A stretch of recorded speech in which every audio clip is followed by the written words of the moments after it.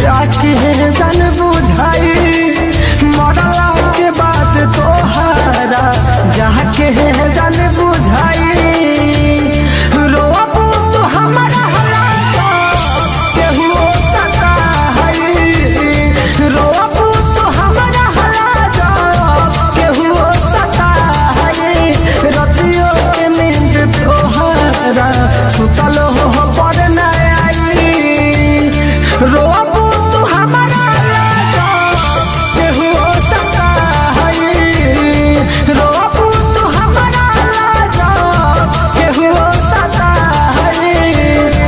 आजकल लोग धोखा भी बड़ा धोखे से देते हैं यार। इधर प्यार जताते हैं और उधर दिल कहीं और लगाते हैं कहीं और लगाते हैं।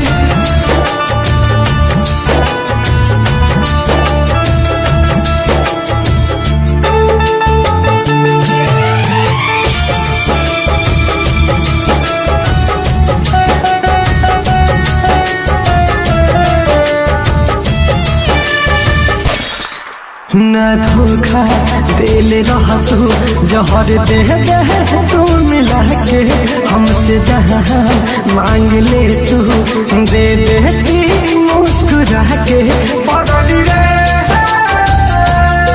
पगली रे पगली रे पगली रे आज जीते हमारा जिंदगी के लाश दिलू बनाई अरे जीते हमारा जिंदगी के लाश दिलू बनाई रोबू तो हमारा केहू सता है रोबू तो हमारा केहू सता है। तुम परेशान मत हो मेरी जान, हम तेरी जिंदगी से ऐसे चले जाएंगे जैसे हाथ से जान चली जाती है।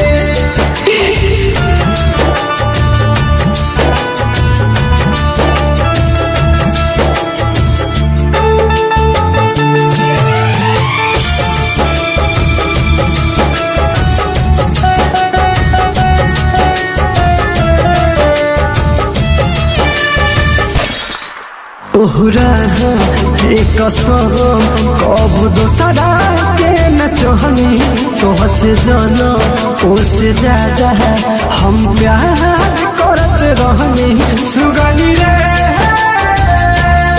सुगनी रे सुगनी रे सुगनी रे